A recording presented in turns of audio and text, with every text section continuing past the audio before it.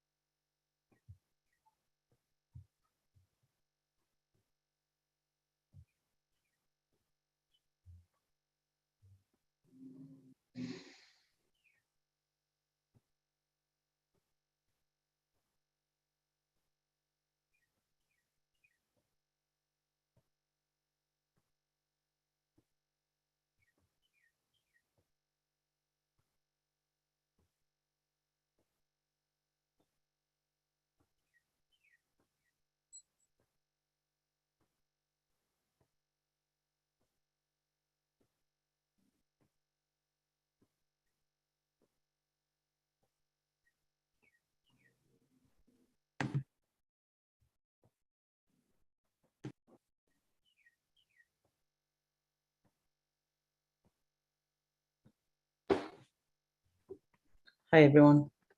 Hey, Genesis.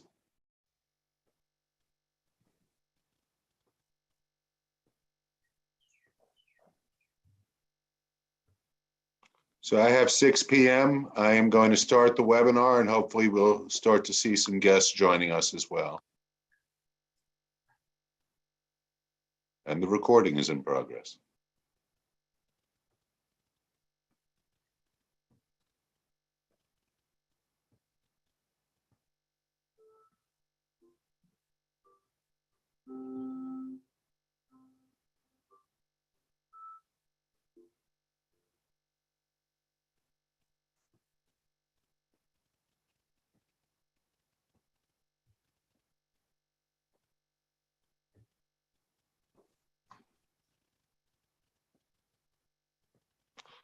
Genesis, I'm making you a co-host.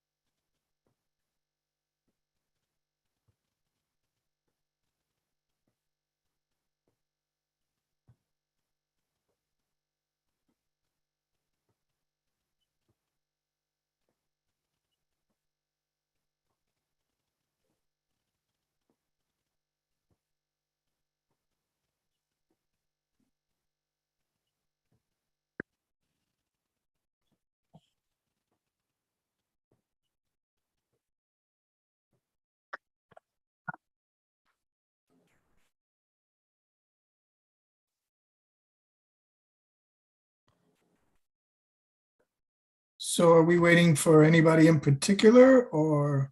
We usually give it a couple of minutes before we start just to let people show up. Okay, fantastic.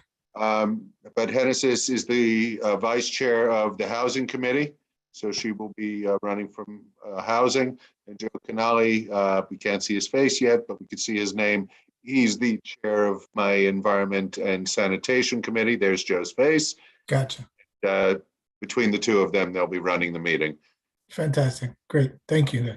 Genesis and Joe, whenever you're ready to start, please just ask me to call the roll. No problem. Let's give it one more minute, just in case. Okay. I don't know if Joseph wants to be a co-host as well. Yep. Yeah. Can you hear me? Yes. We hear you. Okay. I have Antoinette's notes, so. And I've just made you a co-host as well, Joe. Okay. The two of you, just let me know if you want me to, when it's time to raise hands, if you want me to handle that or if you want to call it. Okay. We I have think we can 14 start. attendees. Yeah, we have 14 attendees, panelists and 13. Okay, I think we're good to start. Good evening, everyone. My name is Genesis Aquino. I am the Vice Chair of the Housing Committee. And today we'll be discussing the 737 4th Avenue rezone development. And we are joined today by the Sanitation and Environmental Committee. Joe, Yep. introduce yourself. Yeah, my name is Joe Canale. I'm the chair of the Sanitation and Environment Committee.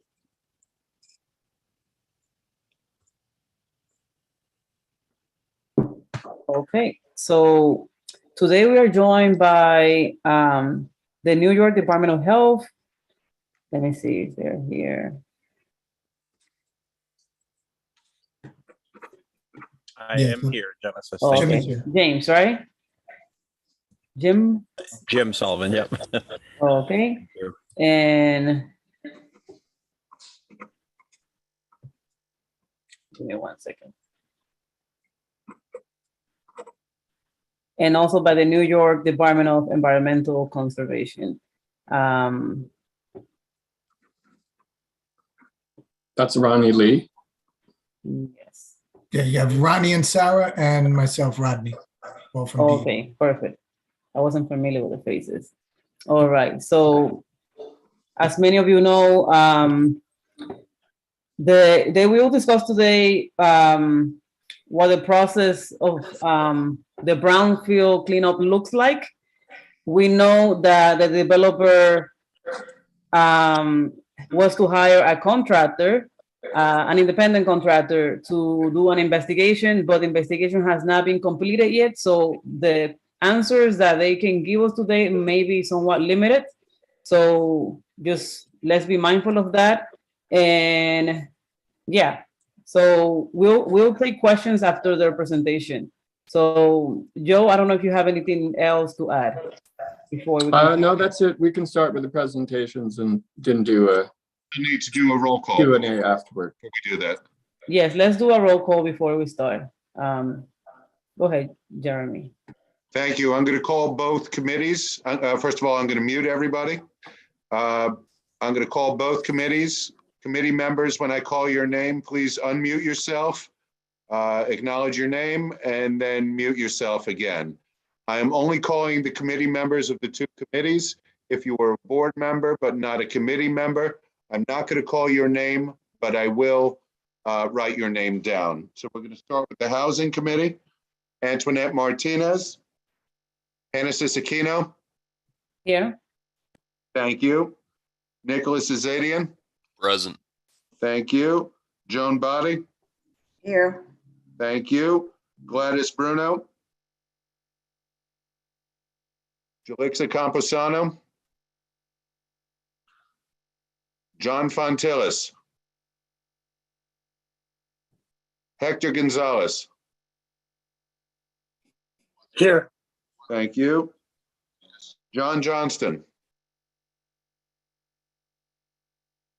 Joseph Lara. Marilyn Melman.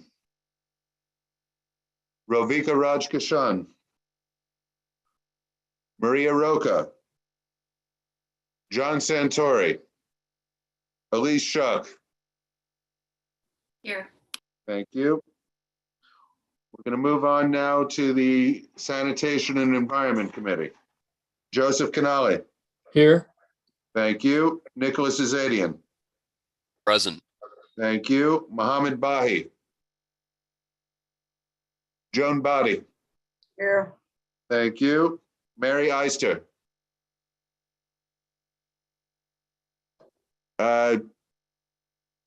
So Mary is put her name in the chat. Mary, I'm going to elevate you to a panelist right after this, but I have your attendance. Nicole Huang.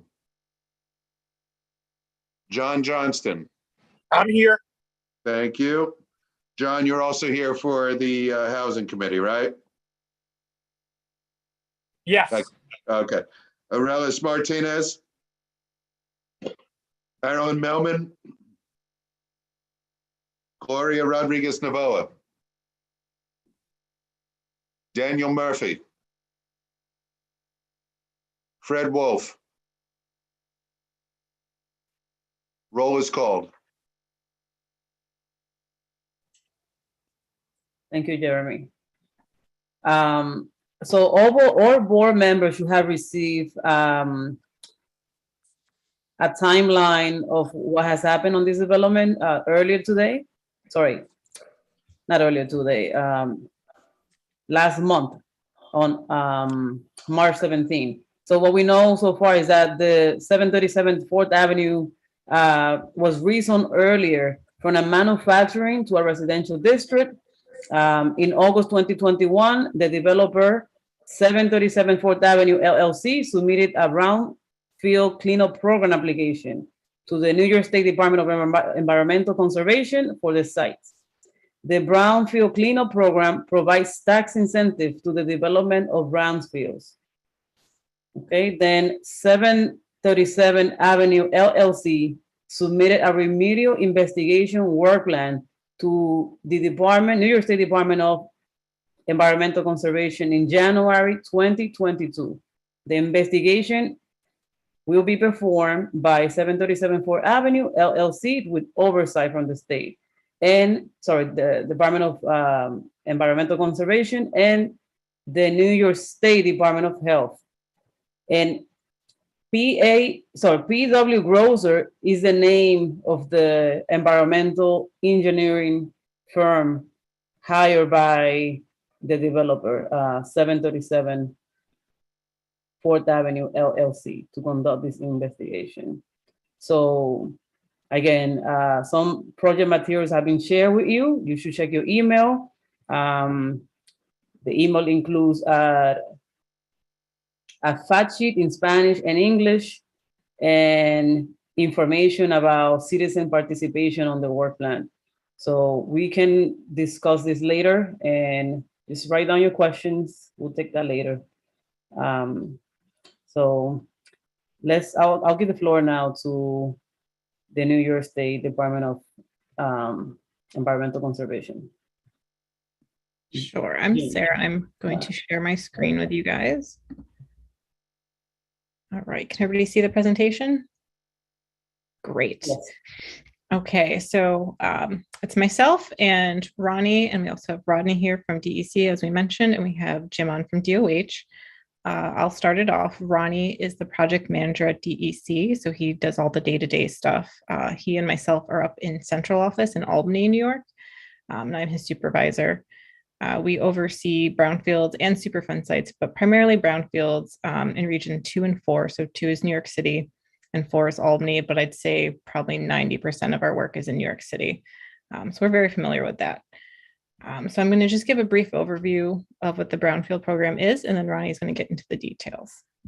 Let's see, I think. So again, I'll talk about the brownfield cleanup program. Ronnie will go through the BCP process, really step by step, and where we're at, how we got there, and what's coming up next.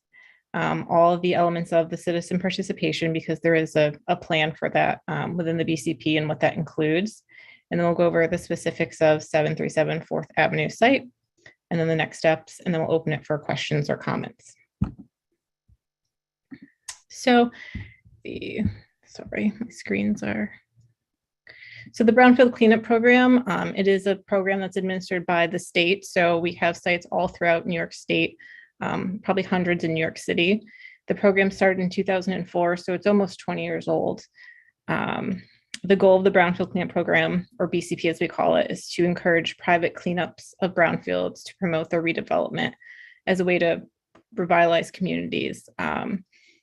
And what we say by private development, we mean, or private cleanups, is that it's funded by the developer or owner, what we call an applicant, as opposed to the state and tax money funding it.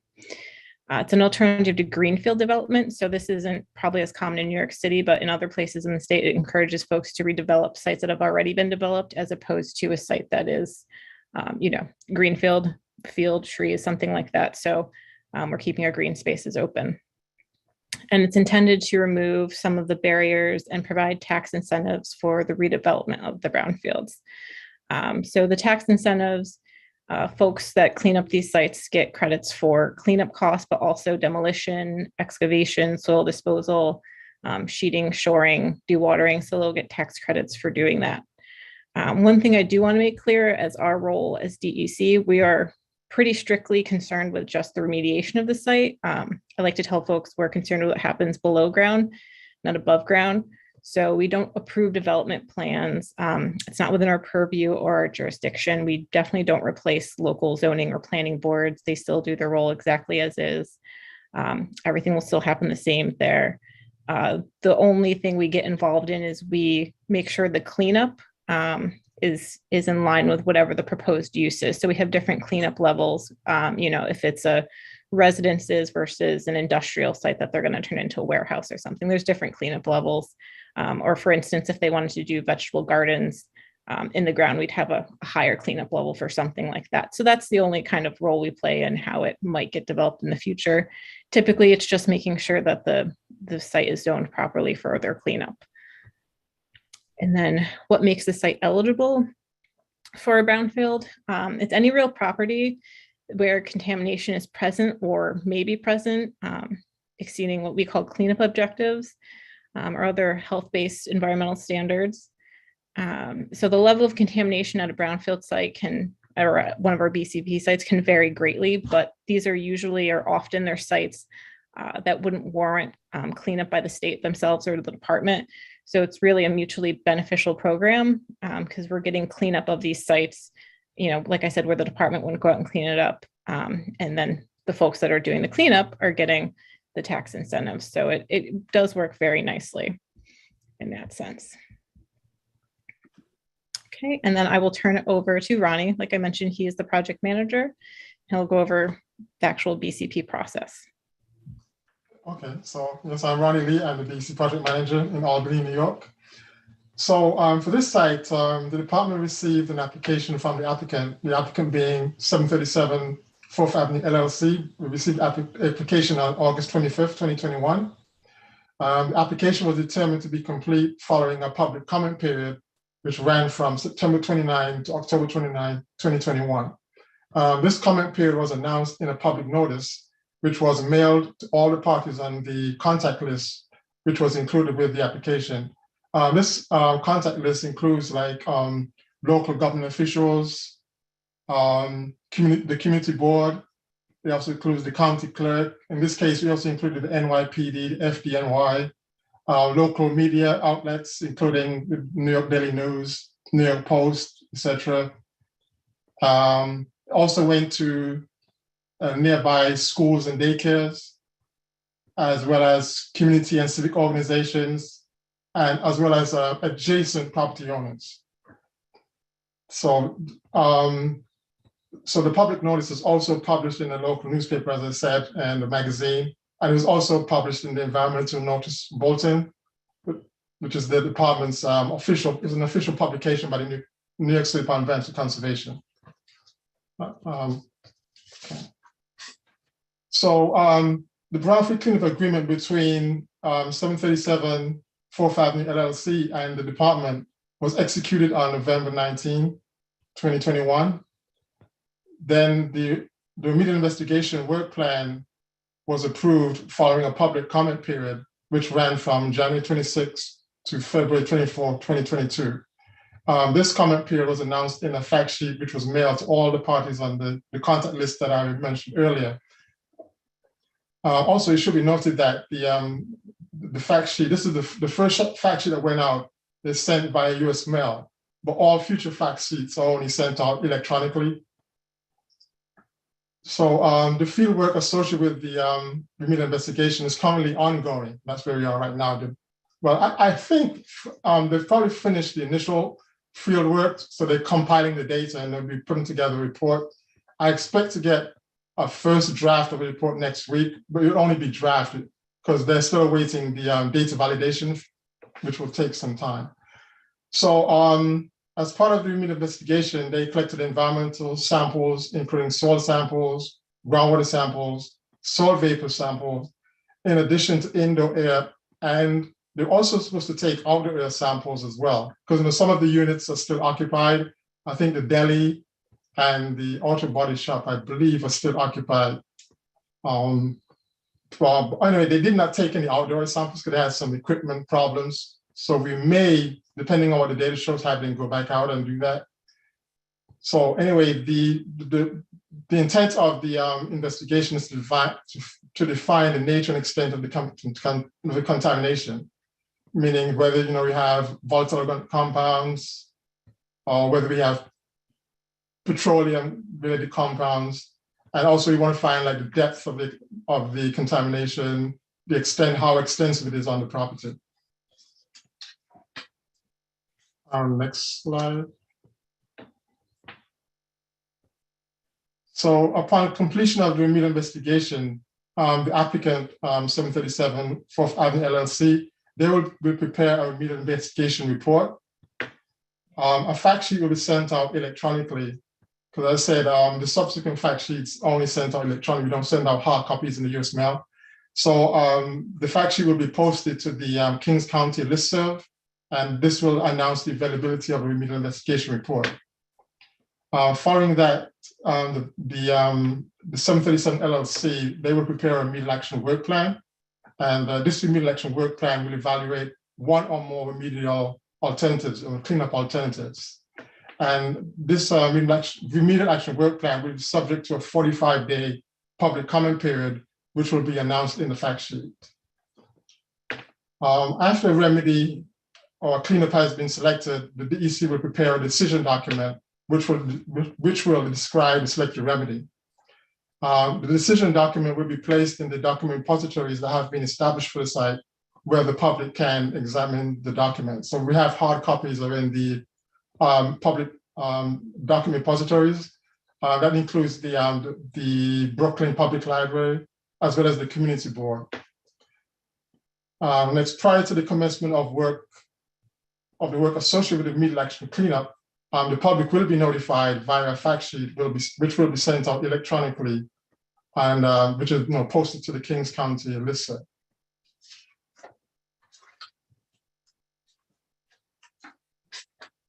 Next slide. So upon completion of the remedial action, the public will be notified via a fact sheet, which will be posted to the Kings County listserv. The next 737 4th Avenue LLC, they will prepare a final engineering report, which will document all remedial activities or cleanup activities. And then following the department's approval of the final engineering report, the DEC will issue a certificate of completion. And the public will be notified regarding the certificate of completion via a fact sheet, which will be posted to the Kings County listserv. Depending on the type of cleanup, 737 4th Avenue LLC, they will be required to prepare a site management plan. This site management plan will require the volunteer to submit periodic review reports on an annual basis to certify that the cleanup is still effective. Next slide. I have a question before you continue. You are referring to the Kings County listserv. Is that the same as the, let me see, the DER listserv? Yeah. Okay. Yeah, but we have different, for different counties, we have different listservs. So where it's in Bronx County, they'll have the Bronx County listserv, it will be posted to the Bronx County listservs. Yeah. So anyway, the Division of Environmental Remediation plans and integrates citizen participation in all of its programs, whether it be State Superfund or the Brownfield Cleanup Program. And so basically, citizen participation improves the process of investigating and cleaning up contaminated sites. It also enables citizens to participate more fully in decisions that affect their health, environment, and social well-being. Next slide. The citizen participation program for this site will provide information on how the DEC will inform and involve the public during the investigation and cleanup of the site. The CPP also involves issuance of fact sheets at specific milestones during the remedial process. The fact sheets help the public to understand contamination issues related to a site and the nature and progress of efforts to investigate and clean up the site.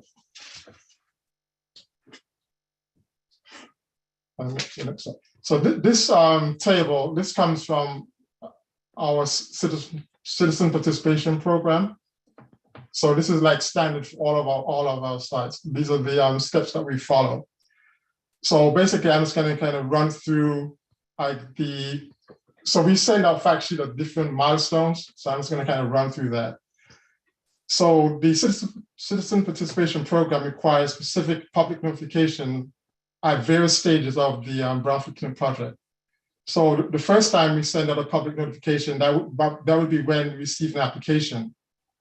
And at that point, the department will prepare a notice announcing the receipt of the application and the 30-day public comment period. This notice is published in Environmental Notice Bulletin.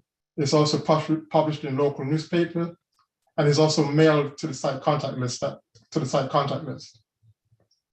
The next step, when we send out a fact sheet, that would be before the DEC approves the remedial investigation work plan. At that point, the department will distribute a fact sheet to the site contact list via mail and posting online to the county listserv, announcing the proposed remedial investigation activities and a 30-day public comment period. So for this particular site, that fact sheet has already gone out. This stage has been completed. So then the next milestone when we send out the fact sheet, that will be after the applicant has completed the remedial investigation, at which point the department will post a fact sheet to the county listserv that describes the remedial investigation results. Then the next milestone when we send out a fact sheet, that will be before the department approves the remedial investigation work plan, at which point we will send out a fact sheet which will be posted electronically to the listserv, which will announce the availability of the remedial action work plan and also announce a 45-day public comment period. Then the next milestone when we send out a fact sheet to the public is before the applicant starts the cleanup action. At this point, the department will post a fact sheet to the county listserv that describes the upcoming cleanup action. And then the next milestone will be after the applicant completes the cleanup action, at which point the department will post a fact sheet to the county listserv that announces that the cleanup action has been completed. It has been, and the approval of the final engineering report and the issuance of the certificate of completion. So the next slide, okay, next slide. So in order to receive future fact sheets, we encourage the public to sign up for email notices through the DEC Delivers web link. And the link, you can see the link there. We also encourage the public that they can access the fact sheet, the work plan, reports, and any other project-related documents online through the DEC info locator link, web link. And that's the link right there. The next slide. So these are the document repositories that have been established for this site. So one of them is the Brooklyn Community Board number 7, and the other one is the Brooklyn Public Library, the Sunset Park branch. I just want to mention real quick that both of those links that he showed are accessible at the bottom of our DEC web homepage. If you go to our homepage, dec.gov, you can access both of these links and sign up for DEC Delivers and get access to the DEC info locator. Okay, next slide. Okay, so the parties that are involved. So basically, the investigation and remediation of the site is being overseen by and managed by the DEC in conjunction with the Department of Health. However, the actual investigation and cleanup activities are being implemented by the applicant, which is 737 4th Avenue LLC, through their contractor, PW Grosser Consulting. Okay, next slide. So this is just a site description. So basically, the site is 0.46 acres in size and is located in an urban mixed use being commercial and residential use area in the Greenwood Heights neighborhood in Brooklyn. The R subway line is located to the west of the site beneath 4th Avenue. The property initially consisted of 2 lots. It was lot 1 and lot 7, but both lots were merged into one lot, lot 1 in October of 2021. Some of the businesses have already vacated the property, including the Dunkin' Donuts and the Metro PCS cell phone store. It's my understanding that Deli and the Auto Body Shop still occupy the site. I'm not sure how long they're going to be there. Historically, the site was occupied by a gasoline surface station, an auto repair shop, a metal manufacturer, and a junkyard. So any of these activities could have contaminated the site. As far as the zoning, the property is zoned M1-1D, which allows for manufacturing, commercial, community facility, and residential use in some cases, with a C2-4 overlay, which allows for residential with commercial use on the street level. As far as the redevelopment plans, they have not been finalized yet, but it will be mixed use, commercial, residential use. That's what's anticipated. So I'm assuming they'll probably have commercial on the ground level and then residential on the upper floors. Okay. So remedial investigation, as I said before, is ongoing. So the applicant's consultant, PW Grosser, was in the field collecting soil, groundwater, soil vapor, indoor air, and they were supposed to also collect outdoor air, but they ran into a problem with the equipment. So we may have them go back into the outdoor air, but that would be DOH's call, whether they need to go back and collect additional indoor and outdoor air samples. So the work is being performed under the health and safety plan, which will maintain the site safety of the on-site personnel. It's also the work is also being carried out under community air monitoring plan to ensure odor and dust control, particularly as it pertains to the surrounding community, because we don't want to have like complaints from the community about odors or dust generation. So they have to control dust and odors. Next slide. So the next steps. So upon completion of remedial investigation activities, the applicant will prepare a remedial investigation report. A fact sheet will be sent out electronically via the Kings County listserv to announce the availability of the remedial investigation report. Next, the volunteer will prepare a remedial action work plan.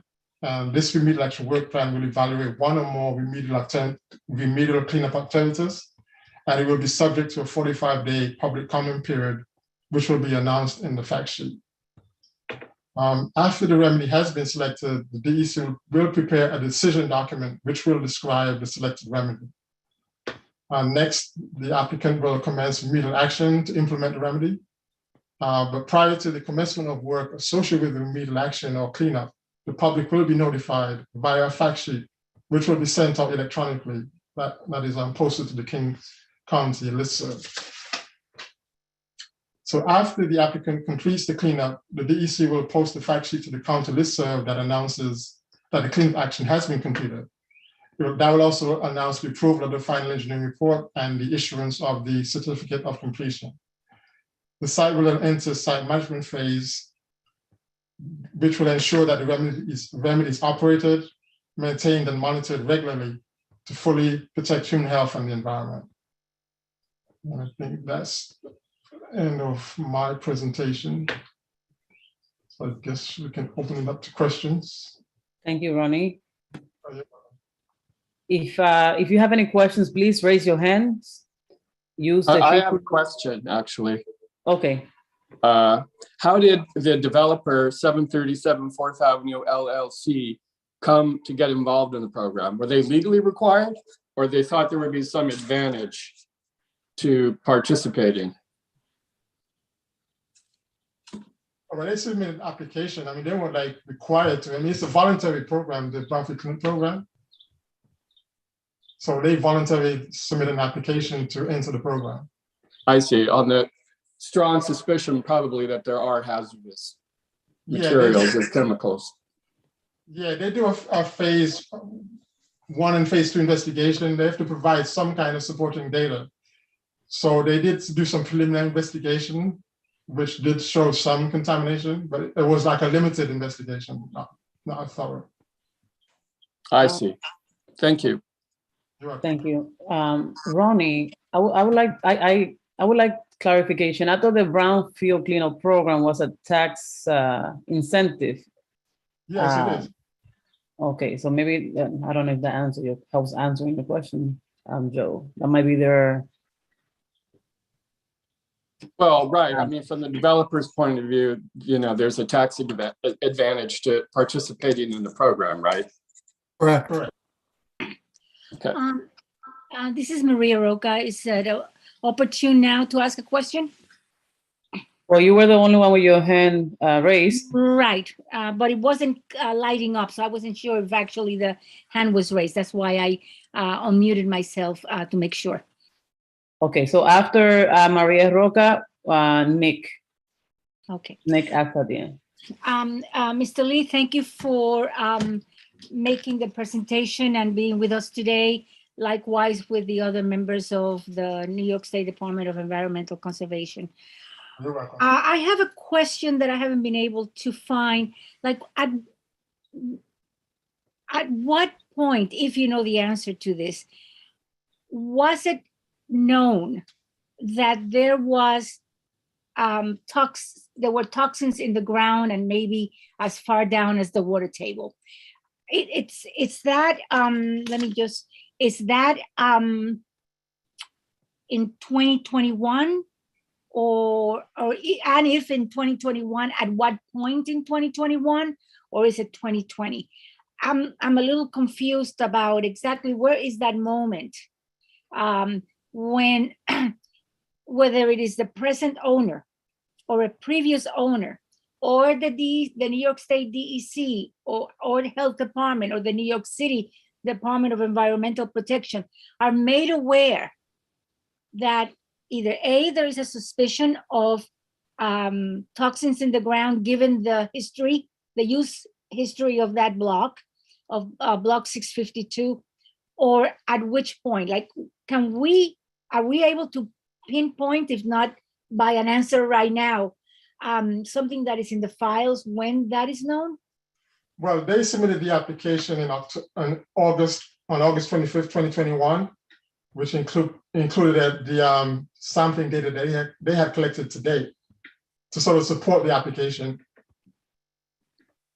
So, because I didn't read as in depth, but so that in that application there should be a language that says on such and such a date by so and so, it was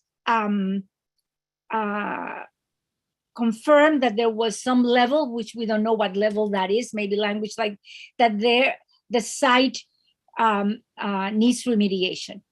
Something to that effect. In that application, that information should be there, correct? So I can answer a little bit about that. Okay. So Ronnie mentioned they do a phase 1 and a phase 2, and those are types of environmental reports. A phase 1 is usually just paper type of thing. They look at sandborne maps to see what the site was historically used at, maybe a dry cleaner, maybe a gas station. And if they have enough information from that saying there might be contamination, and I want to say in New York City, most sites have some level of something simply because a lot of what we call historic fill was brought into these sites, to build whatever on it. So historically, there's usually something there. Like aside I mentioned, from the fact of where we are located in the city of New York, which historically had a large amount of industrial. Exactly.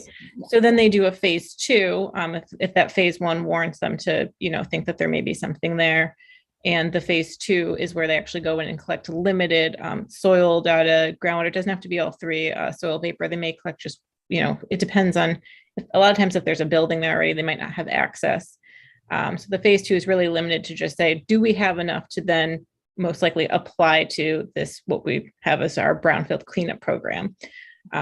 Most of the time, we need to see enough data to say that there so don't speak dirty enough to get into the program that, it requires cleanup. So they did that in 2018 and 2021. Oh, okay. So I'm thinking that they did it. I haven't looked through them. Ronnie, maybe able to speak to it, but they might have done it again in 2021 because they didn't have a lot of, I guess, data that would get them into the program in 2018, or maybe they needed more data. So it was fairly recent. Thank you. Thank you very much for that. Yeah, the dates in the report are May and July, Sarah. Thanks, Jim. Thank you, Maria. Nick? I just had a quick question in terms of requirements to qualify for the program. How polluted does the site have to be? Like, for example, in New York City, specifically in this neighborhood and parts of the Bronx, along with other areas next to highways, like I can almost guarantee you that the soils would have enough lead in them to probably qualify. What are the other requirements for qualification? So that we have what we call soil cleanup objectives, and we have different levels. And so whatever they're proposing for the site reuse or what it's zoned as is what we look at. So commercial has certain levels, and those levels have been predetermined a long time ago about what would make the site safe. Let's say residential, just for fun. Okay, so yeah, and this is residential. So they apply, they show us what they've gotten in that phase 2. And they basically, it used to be a little more, we'd have to see enough exceedances, but now it's kind of become, if they have any exceedance at all whatsoever, they get into the program. The follow-up question then would be, is if you're doing any sort of residential development in New York City, would the developer therefore probably qualify for this program? Probably, yes, most likely. We get, like I said, we have a ton of sites in New York City. There's also other programs. New York City has a program through OER, Office of yes. So, there's different like routes they can go to get incentives, tax incentives for it. So, So as a secondary question, in terms of the tax rebate, when they're doing their demolition, exactly how much does that cover in terms of the rebate? And is this really just a, it's almost, if every developer did, it would pretty much be a gimme for them. Yeah. So, I mean, there is a lot of extra requirements they have to adhere to. What we have, our rules and regulations, what we use is Part 375 that we refer to a lot. So there is a lot of reporting requirements that cost them extra to do it. So they have to take that into account as, if is it going to weigh out for them? Usually, yes, is what, you're saying, what we're getting to. So there's different levels and percentages of cleanups that are available on our website. It depends on, like, if you clean it up to what we would call a track 1, which is the cleanest that you can get a site, you get a 5% bump up because we want you to clean it up more. So there's different percentages based on that. Thank you. Mm-hmm.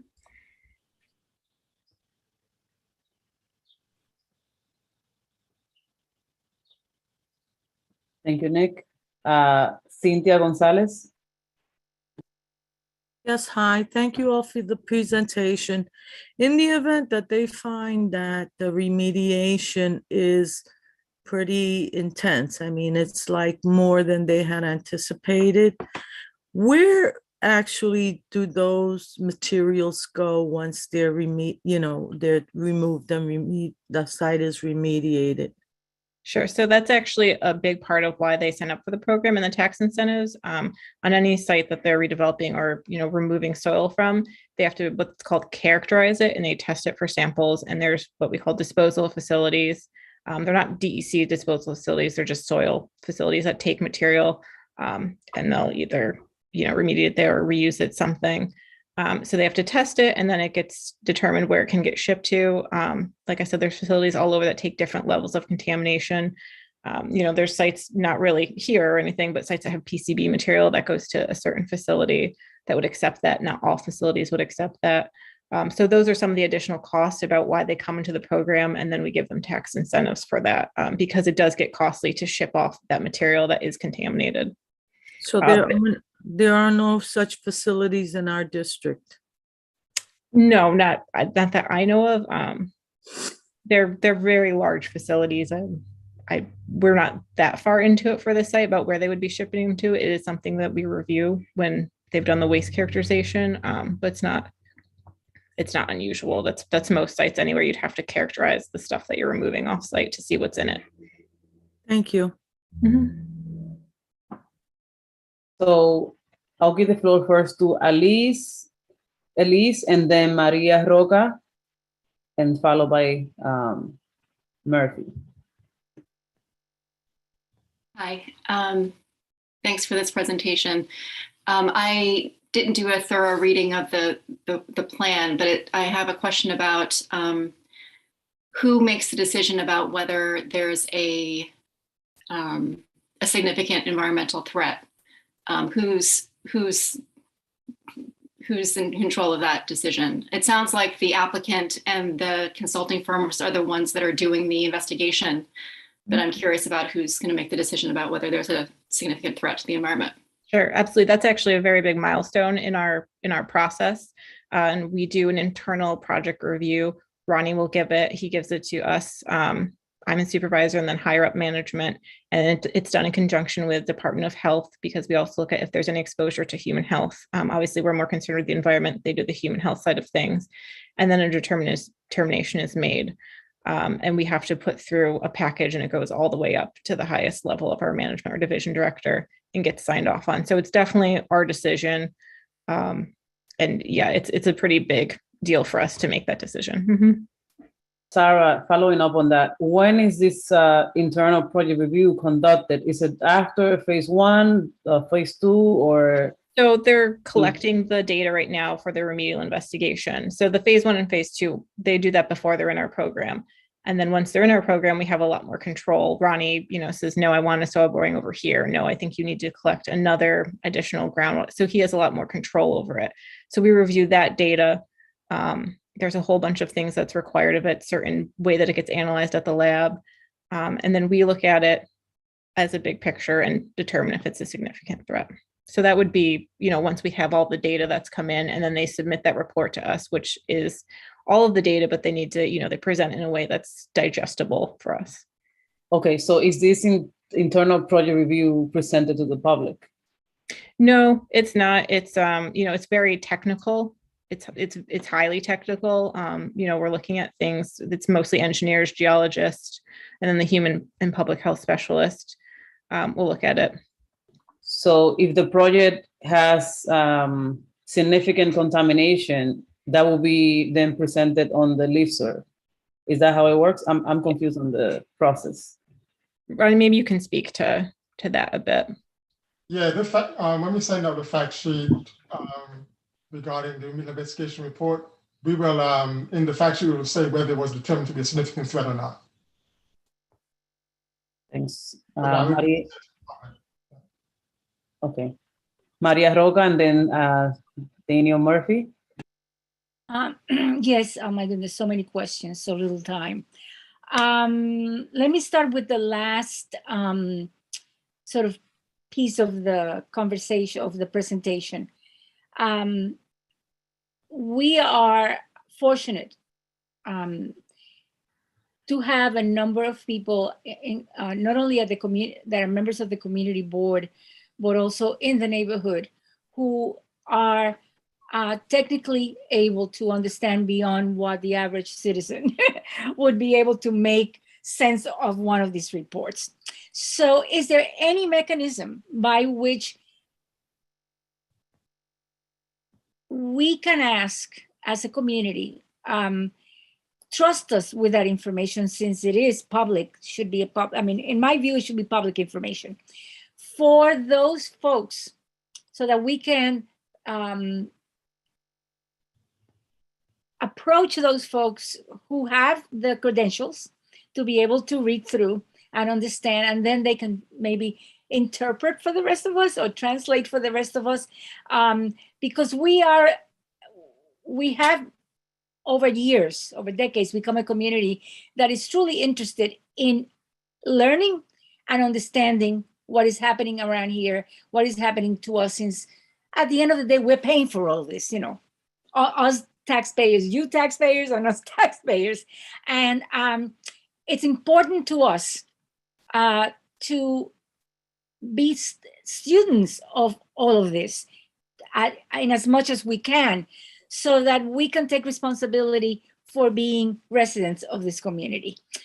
So it's a question. There's a question mark there. Is there a pathway to getting to making that document public and receiving a copy of that document via email, via however That's actually part of the participation process that Ronnie went over. All the documents are available both at the repositories. I could bring it back up if you want, the document repositories, and online. So as soon as, we get them and we make sure that they're in decent enough shape, we're not, it's completely transparent. We share those with anybody. I figure as much, Mhm. but maybe it was my misunderstanding, because what I understood, we make we look at all the results of the testing and all that, and the decision of whether the work that has been done by the developer with the knowledge and support of their consultant, and then the people who are doing the remediation, we make a decision that is acceptable or not, or that Mr. Lee has to go back in and ask for, but we, so I walked away from that piece of the presentation, that no, it is not available to the public. So that was my misunderstanding. Yeah, I think there might be some misunderstanding about when things happen too. So we review the data from the investigation, which means no cleanup has occurred. They've just taken samples and we're reviewing data, that report's available to you. Nothing's made. The determination as if it's a significant threat is made before we determine what cleanup is necessary. So maybe that was lost a little. So we wouldn't determine if it's a significant threat, until when we have the investigation data, but well before we determine what the remedy is. Okay, and these reports, they come with a type of glossary, for lack of a better expression, that says significant threat means X, and this means such, so that you don't have to, so that the public can learn and be in step with whether it's this process at this address or any other address. Okay. So I'm sorry, I don't want to interrupt you at all. Go ahead. I'm sorry. I was just going to say the remedial investigation report, they can submit it in any way that they want, but they're in a usual pretty much a format. And this is, as Ronnie mentioned, the consultant's PW Grosser, so they work on these sites all the time. So they have a certain format. When we get in the remedial action work plan, which is the work plan that actually talks about the different cleanups that follows a template.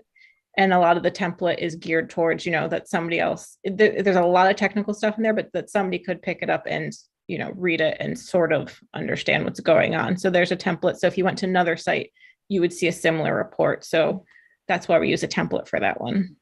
Because a number of residents nearby to the site, once it was discovered sometime in, I think it was March, at the very tail end of the last public comment phase period, and became aware that this was going on. Prior to that, it wasn't widely, or it wasn't known that this was that there was a request, an application for remediation, potential need for remediation, and so forth. And people went to speak to the tenants at the 737 site, which are the deli and the auto painting, and also went to speak to other people that businesses on block 652, and not one said, we don't know anything about that. We never heard anything about it. And I said, is there, and I was in one of those groups of people asking, because we kept saying, we kept being told, no, we don't know anything about this. Oh, that is not good, but when we asked who's your manager, who is your, oh, no, I'm the manager, or I'm the owner of the business. And this is the first I hear of this, and we haven't seen any activity on the site as far, anyone digging, anyone boring, anyone doing anything there.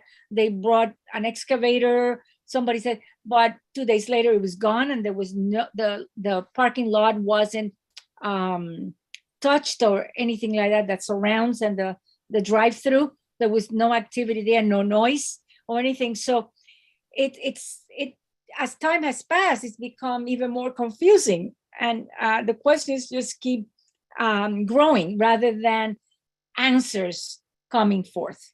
So, okay, very good. Because the school, for example, the 3K on block 652, so they didn't know anything about it. You have 3-year-olds in there, in the middle of the block, behind what everybody believes is the site of the metals manufacturing. And, we're really concerned doesn't even begin to express a lot of people's feelings and state of mind right now. So thank you. Thanks, Maria. Not sure if the Department of Health or Environmental Conservation has an answer for that right now. I guess not. So a follow-up. So yes, Dan Murphy next, and then Nick. I have a follow-up question right before. So once the remediation, once DEC finds out that the developer qualifies for the program, are the developers required then to clean up, or is it voluntary? It's voluntary. In the sense that if they want to remain in the program, but if they want to remain in the program to get the tax credits, they would have to clean it up. But if let's suppose something happened where they went bankrupt and they couldn't clean it up, it's not like we would take them to court. Because it's a voluntary program. Is there any action that the community can take if the site is highly contaminated? Well, That's okay. You can go ahead, Ronnie. No, you can go ahead. No, I was just gonna say, so if they're in the program and they signed an agreement with us, it's called a BCA. They are required under that to clean up the site. There are reasons where they have been terminated from the program, whether it be a sale fell through or something. If the site has been determined not a significant threat, it would be a site that we typically wouldn't list. And when I say list, we would make it a class 2 hazardous waste site. And then it wouldn't get cleaned up. If it's highly contaminated and it's something that would be made a class 2 hazardous waste site, we would make it a class 2 hazardous waste site, and we would proceed with the cleanup under the state Superfund program. Okay, so it will get cleaned up anyway, just the state would take responsibility. But the bill, basically, yeah. Okay. So then Murphy and then Nick.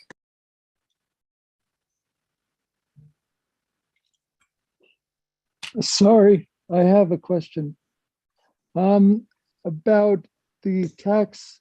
This is a tax credit program, correct? There's tax incentives, yes, once they complete the program. Is it a tax credit program? No, is it cash? Yes. Is it okay? No, it's tax credits. It's tax credits. Okay. So is there's no limit to the credit, is there, in terms of they're capped? Yeah, there are certain caps, and it depends on when their agreement was signed. And forgive me, I don't know the numbers off the top of my head, but there were changes in 2015 that have certain caps for the tax credits. And you don't know the numbers? I don't know them off the top of my head. I don't want to misspeak, but you can look them up. Yeah. So what I'm really wondering is, this is administered through the DEC, right, from top to bottom? Well, we administer it through the cleanup, and then the tax credits are administered by the Office of Tax and Finance. Okay. There's no way. I just want to make this clear. I just want to, for clarification's sake, I want to find out if there's any association with affordable housing on residential applicants for this program, from the DEC or anyone else. So there's what we call a tax incentive bump up for affordable housing. If they construct affordable housing, a certain percentage of units have to be, affordable housing for the whole unit or the whole structure to be considered affordable housing, they get a 5% increase in their tax credits. And that has to be, they have to submit paperwork that verifies it. And our attorneys go over all of that. So in other words, it's an opt-in. So if they are you'll get a tax credit anyway, but if you're building residential, you can get even a higher tax credit. If it's affordable housing. If it's if there's an affordable housing component to it. Mm-hmm. And that is that like a certain percentage? So we have a base rate of 10% of what we call tangible tax credits. And then we have a bump up if it's affordable housing of 5%. So they'd get the base of 10% and then they'd get an increase of 5% for that. And there's a rate structure also available on our website too. These are links I can definitely send around after. That rate structure, which you don't have familiarity with off the top of your head, it includes both the number of affordable units and the median income of the possible resident of the unit. Is that, or is it just affordable units? I'm not positive on that. Okay, I just wanted to, just a couple of questions. I understand that it's kind of DEC is about the environment and not necessarily affordable housing, and so I don't want to trouble you with any further questions. But I do just want to ask the chairs to consider if there's any votes that comes out of this, and I don't think there is, but if there's any future votes about this program and its use at CB7, that we ask that there be a mandatory affordable housing section in any agreement, or perhaps even in the program, as it written on the legislature, that there's affordable housing written into it, mandatory affordable housing for residential developers who want this tax credit. Because it seems like right now there is, but it's an opt-in and not an opt-out. Thanks. That's all. Thanks. Then just to clarify, Sarah, you said that in order for them to get this bump up of 5%, they need to have 100%. Sorry, the building needs to be 100% affordable. No, there's a certain percentage associated with it. Got it. Okay. And for how long do they get to receive this tax credit? Do they expire? I don't know off the top of my head. I'm sorry about that. Okay. Nick? Just to ask, what are the typical pollutants that are found in urban soils, just for, I guess, the board's knowledge? Sure. Especially in New York City, what we call SVOCs, which are semi-volatile organic compounds. Those are typically associated with like asphalt and pavement. So that's why we see a lot of those there, and metals. And a lot of that is also because, like I mentioned, what we call historic fill or urban fills brought in. And, way back when the site was first developed, they just put whatever they wanted to in there. And that could be brick, ash, all different sorts of things. And that's why we see those. So those you would find at most places in New York City. Mm-hmm. And so if this had a fill station, we would expect products of petroleum and gasoline usage as well? Yes, and those are what we call petroleum-related volatile organic compounds, or VOCs. Mm-hmm. And assuming that those items are present, could you very briefly describe the remediation methods and or what would be required to be done, just so the board has a high-level understanding? Absolutely. I think, Ronnie, that's a good question for you. Yeah, well, typically they could either do excavation, like excavate the contaminated soil, or they could have soil vapor extraction to treat the soil. They could also have maybe groundwater pump and treat, where they extract the groundwater and treat it, or they could do in situ treatment, where they inject chemicals into the groundwater, into the subsurface to treat it. So there are different technologies that they could use. And so just to clarify, when you say excavation, that means the removal of the contaminated soil and replacement with either virgin soil or something else. And in terms of the in situ treatment, that would be chemical treatment to leach the offending compounds out of the soil for removal. and also the groundwater as well. Right. Yeah. Okay. And as just a final question, based on how that is typically done, that typically does not pose any significant risk to any of the residents and or neighbors around the site, and that is rather strictly controlled by licensed contractors, along with any environmental engineers who are involved need to be duly licensed as well, correct? That's correct. Thank you. Before Jeremy, I have another question. So how will you give more detail on the timeline for this remediation to happen? Like, how long does it usually take? And I'm wondering, you know, when do you decide that the state will take responsibility for the cleanup? At what point in the process? Ronnie, I'm not sure if you're familiar with our project schedule, so he can speak to that. But I would say that it's extremely rare that we would take over a BCP site. Almost all of them, you know, follow through to completion, to getting their certificate of completion after they've done the cleanup. So I'll say that much. And then Ronnie, I don't know if you know their specific schedule for this site. Well, we wouldn't know until they have decided on the remedy, because it would depend on the type of remedy they implement, how long it would take. So right now it's kind of premature because we don't know the level of contamination and all of that. Okay. It can happen within like 6 months to a year. Some that are like very fast tracked. That would be quick, but it's more like probably a year and a half to 3 years, somewhere in there. Got it. Jeremy? So one, I wanted to remind everybody that this entire neighborhood is uphill from what used to be a municipal incinerator for more than 50 years. So I would assume any soil that was there more than 30 years ago when it was decommissioned would have some contaminants. Is there anything specific that we would expect around a municipal incinerator that we would not normally expect in our soil? Even normal New York City soil, I should say.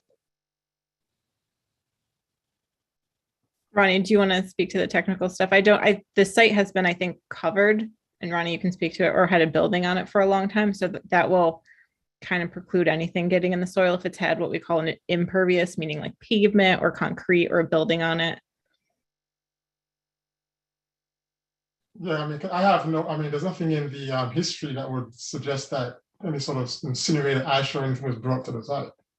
And actually the Dunkin' Donuts location, they did, as part of the construction, they did remove contaminated soil and as part of the foundation, and they also did, they had a sub-slab depressurization system. So there was some remediation done on the Dunkin' Donuts portion of the site. And I would not suggest that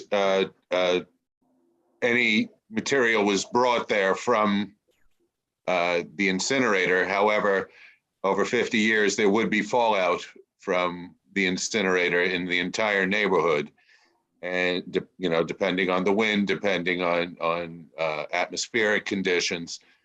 So I would assume the entire neighborhood is contaminated in some sense. And even though there was pavement there, that incinerator was there for 50 years. So if that pavement wasn't there for a little while, even in the beginning, it could potentially have fallout from that incinerator. Sure. Well, as part of the investigation, they're required to do some surface soil samples, but if there's not any surface soil, if it's all paved or with buildings, then we wouldn't have any. But we do take some samples in the first 0 to 2 feet, which is where you might see something from an incinerator. So we would see it when we got the results from those samples. Thank you. Thanks. Before I give the floor back to Maria, anybody else has a question on the product here? Can y'all hear me? I'm We sorry. can hear you, yes. Melissa Thank del you. Valle, please. So this is Melissa del Valle Ortiz from the Office of Congressmember Nydia Velasquez. I would just like to pose to the committee, if there are any unanswered questions, that to please set a deadline date for the response. I'm not an environmentalist. I'm not a, experienced environmentalist or a scientist here. But I think that there were some really good questions that were left unanswered. And if we, at the end of the meeting, we could go over what those questions were. So just to make sure that there's a response back to the committee for reporting purposes. Thank you, Melissa. So Maria Roca and Ellis, sorry.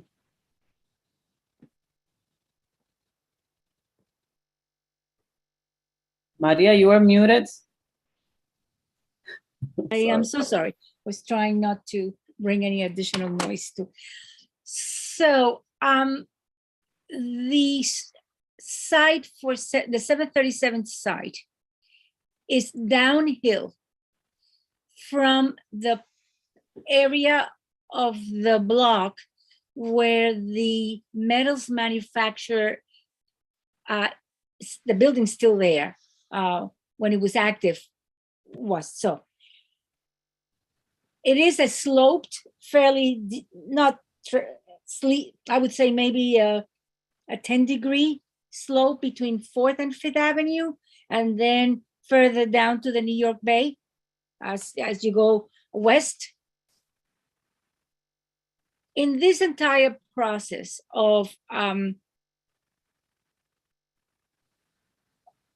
ascertaining the contamination, then to what degree the remediation will be necessary, will there be, as part of the process, testing going on in the residences and businesses that are downhill from, all around, but more concerning, I think, to me, I don't know about anybody else, is the areas, which is mostly residential, going west from 737.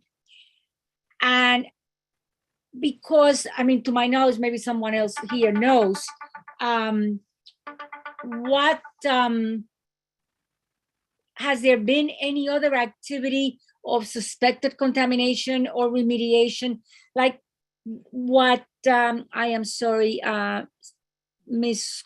Quant, Sarah, what you just mentioned, or was, maybe it was Ronnie, if I may use your first names, if I may. That remediation was done in the Dunkin' Donuts site as they were constructing the restaurant or coffee outlet.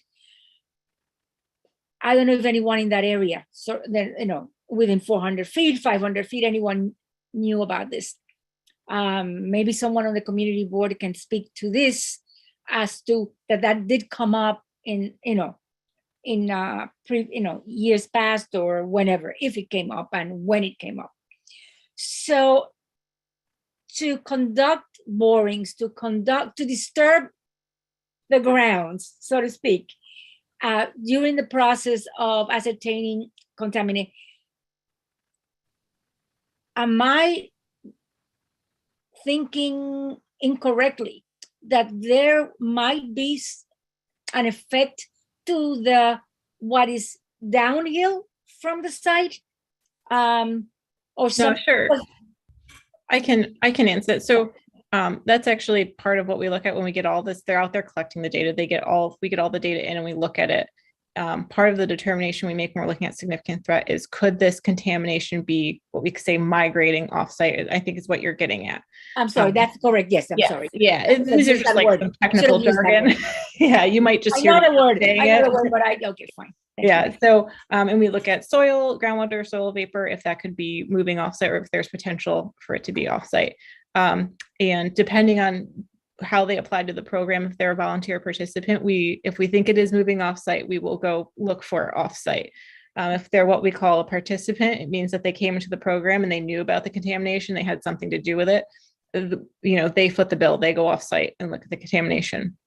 If they're a volunteer, they came in, they had no prior knowledge, they didn't own the site during the contamination, we foot the bill. That's the only difference there. But if we do think contamination is going off site, we will look into it.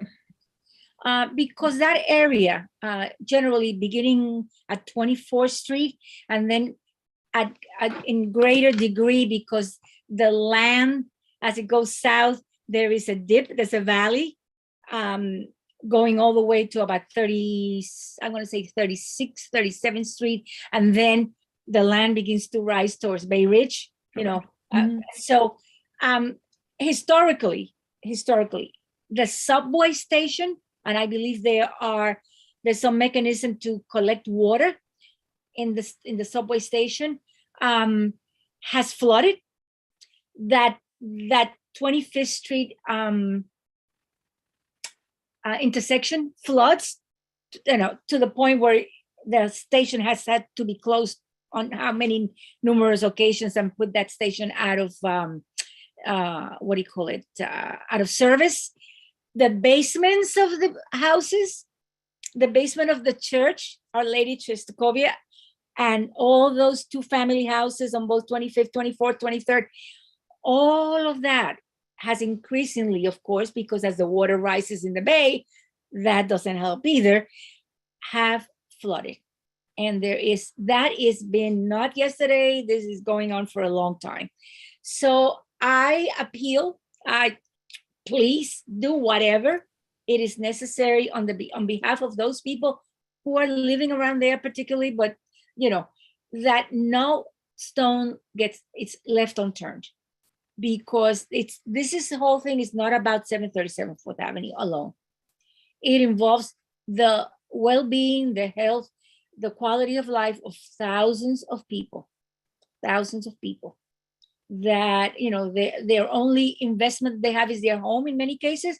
But even more important than that, I guess, is health. We have high incidences of cancer in Sunset Park. We are the second for asthma. We are the I don't know what for this and for that. We are not really, we're not and have not been a healthy community, by and large. So we need everything. DEC,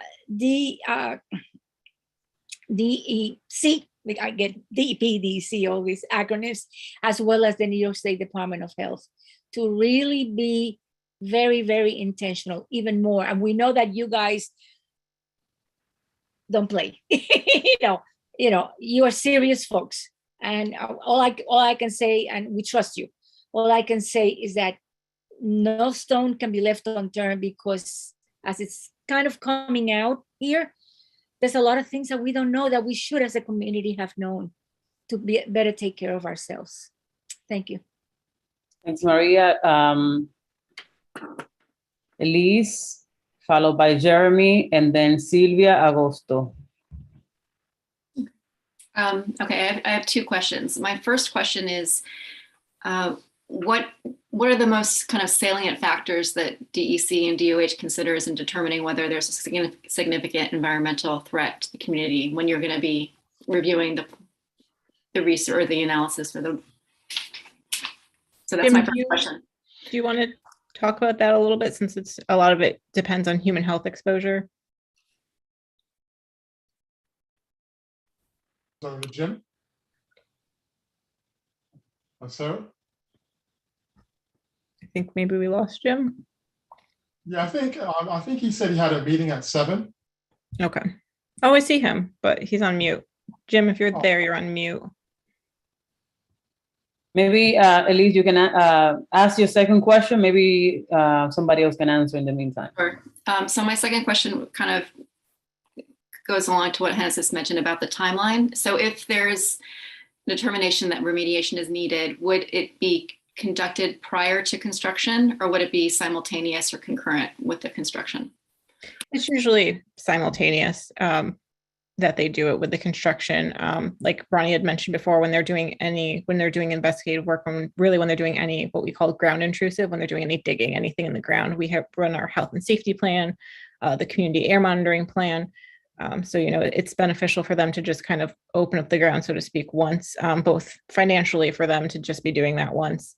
And then, also because they're running that. I will say sometimes they do, if it's just excavation, depends on what the remedy is. Obviously that can be done in conjunction with the development.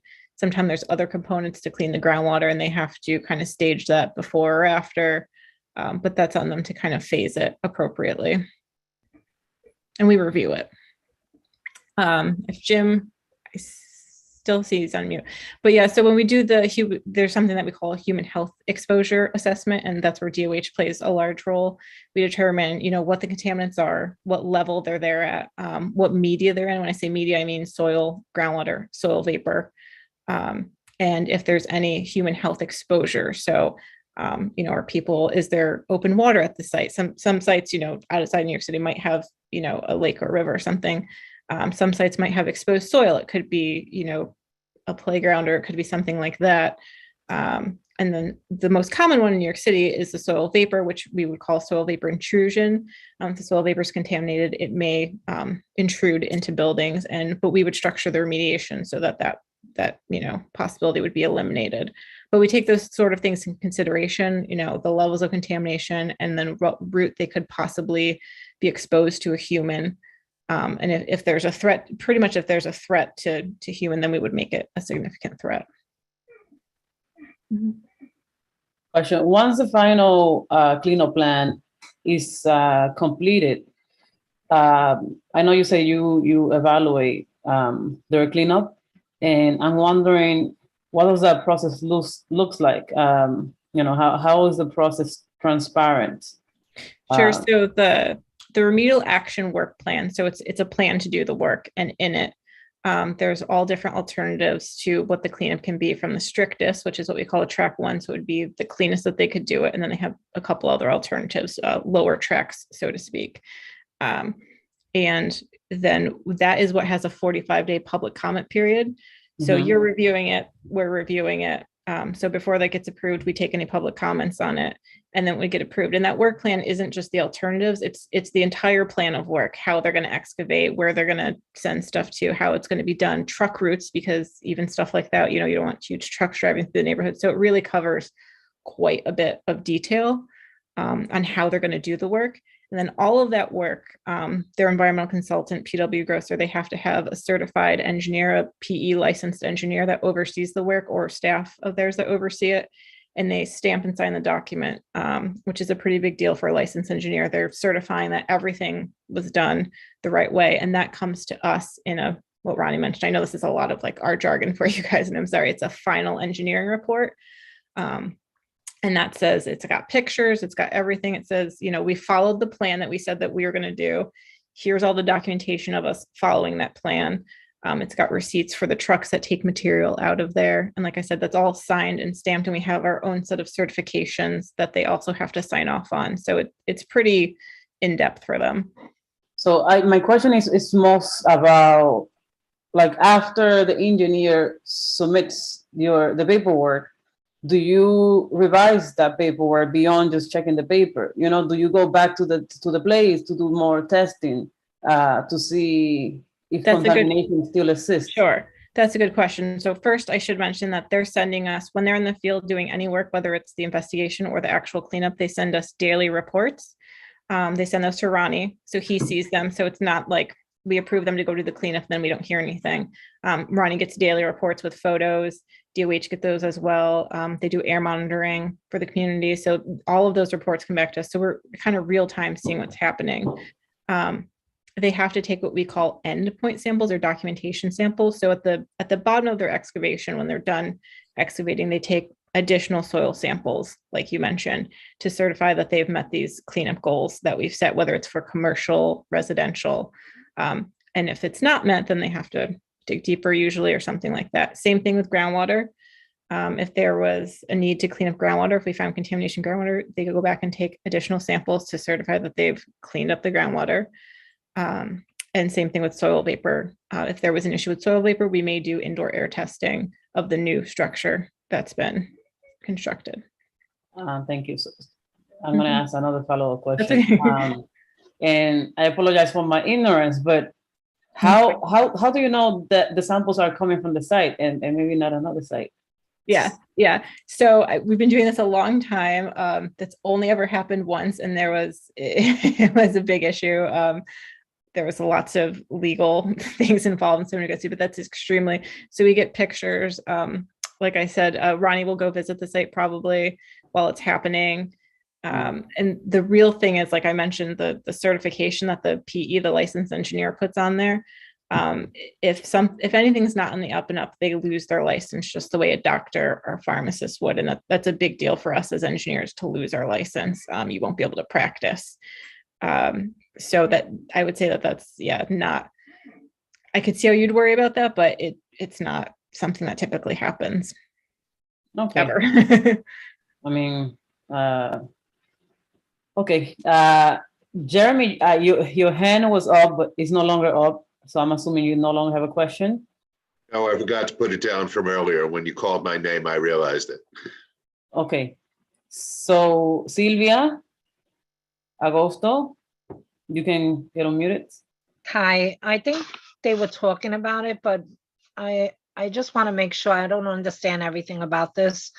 But my question is, Dunkin' Donuts was there. There's other facilities that are there. And how did they said something about that they tested the site where Dunkin' Donuts is, but that Dunkin' Donuts and the parking lot is part of that site. So when was Dunkin' Donut built? When was it that before Dunkin' Donut was built? When did they test the area? What areas exactly did they test? What were the results of that? And how were they able to have Dunkin' Donuts there and the other stuff that's there? I'm sorry, I don't know the area and I don't know all the details, but I'm just curious how they got to that point and now they're testing to build something else. Like, I don't understand that. It should have been cleaned at that point and not revisited now because they have a new plan for that property.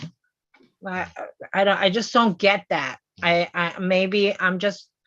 don't understand the,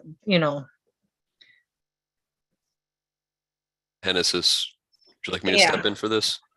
Yeah. Excuse me? Hennessis, would you like me to step in and give a partial answer for this? Yes. Basically, the way it works in New York City is if you have a site that is being developed, so for example, the Dunkin' Donuts at the time was likely not the entire site that is now being comprised in this area. So therefore, they only had to do an environmental review for their site in question at that time, however many years ago it was. So when they did the cleanup or whatever it is that they did, it was only applicable to that site. Now it appears after many years, there's a lot combination where now the Metro PCS and whatever else is on that block is now part of a larger site. And that other areas adjacent to that site were not cleaned up at the time because they were not required to. And that's just the way that it works in the city, for better or for worse. Did that help answer that, or? Well, I would have liked to know before, like when they were planning, I'm so sorry. I'm just trying to think of my questions here. So when they were planning to do the Dunkin' Donuts and they did test that area, what exactly did they find? How much did they clean? Where's the reports for all that? And when was that built? I'm just curious. So I don't know. I mean, I'm giving you No, just I my know cursory, you don't know, yeah. but Maybe, yeah. there's other people there. Yeah. Yeah, well, the Dunkin' Donuts, that was handled, I mean, during the construction, that was handled under our spills program, because as I told you, there was a gasoline service station on the site. Which program did you just mention that it was handled under? The petroleum program. Spills. Okay, will somebody mind putting the name on the chat so we can? No. Go ahead, Ronnie. Yeah, it was handled under the spills program because I said there was a service station at the site. So there was evidence of petroleum contamination. So as part of the remediation, but that was handled under our spills program. I guess back in the early 90s, going through,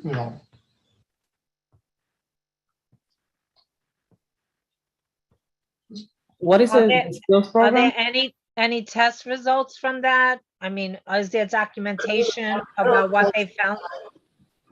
Yeah, there are reports from the spills program that I could provide.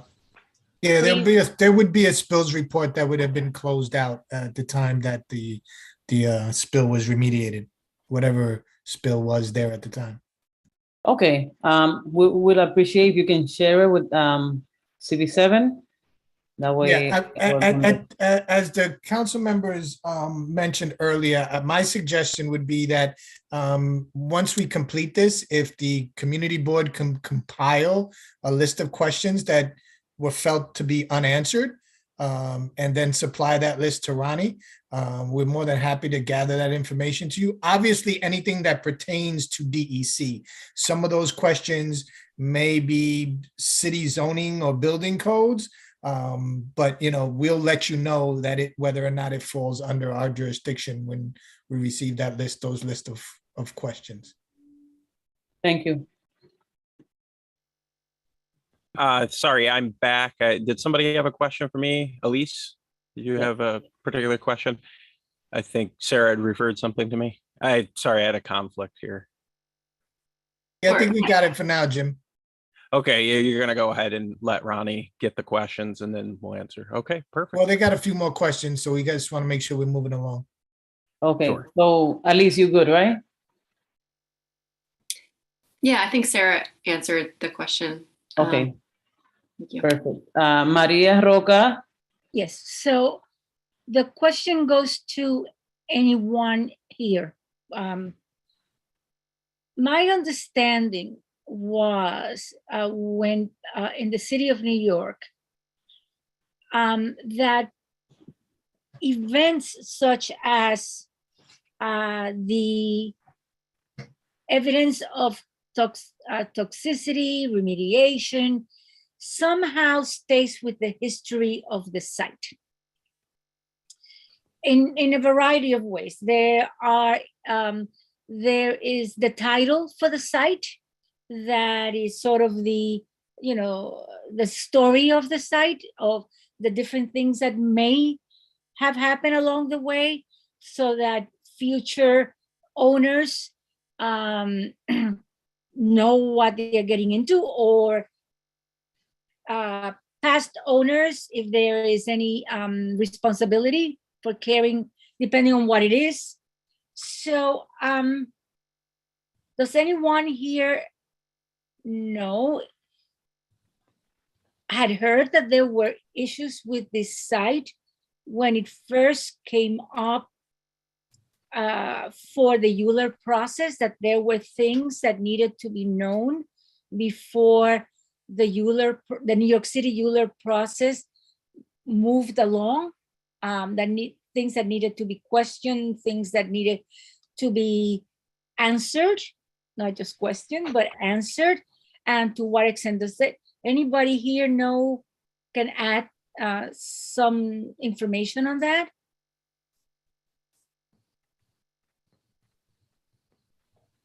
Whether it was not necessarily the state, obviously, but the New York City DEP, New York City Department of Health. Yeah, we couldn't speak to what the city already knew. That you would have to refer those questions to the city council and what they understood during the Euler process, and possibly other city agencies like DEP to know what they may know, but we wouldn't know what necessarily what they know. Can I add here that Antoinette and I did a online search to see if the site was on any list, city, state, or federal, and it's not. So, as a known brownfield site. Who is he speaking now? That's Joe Canale. Joe Canale. Oh, hi, Joe. Okay, thank you. Hi, Maria. Well, as Sarah and Ronnie mentioned earlier, some of the documentation, historic documentation is there in probably many different locations. As was mentioned, the Dunkin' Donuts was in our spills program. So there's documentation in DEC spills program regarding that itself. That's also, as was mentioned, part of that phase one, that historical search that a applicant does to know what potentially was there. I would assume whatever their consultant is looking through is probably accessible to other folks. Thanks. I have a follow-up question. So the state, right? Your department does not cross information with the city of New York, like for example, DEP or any of the city agency. That's a very that's a very vague question. It really depends if we're working on a project, I guess, together. It all depends. There's plenty of times where we share information, but when it comes to zoning of a specific area and zoning changes or the URLA process and development and all that kind of stuff, that's all handled by local municipalities throughout the state. That's not someplace where the state or DEC or the state health department get involved. That would be all city agencies. I understand. Drive that. What about information regarding contamination? Is there like a sharing of information between state and city agencies?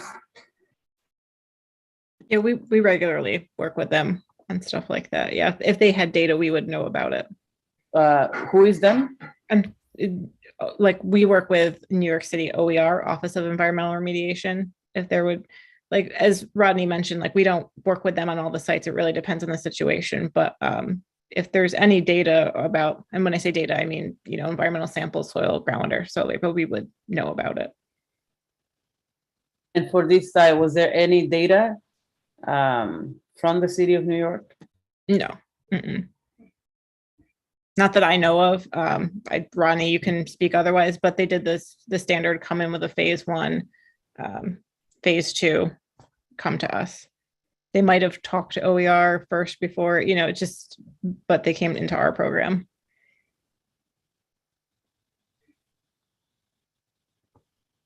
Thank you. Maria. So it's 7:35. I'm sorry. I failed to lower my hand. Okay. Okay. Okay.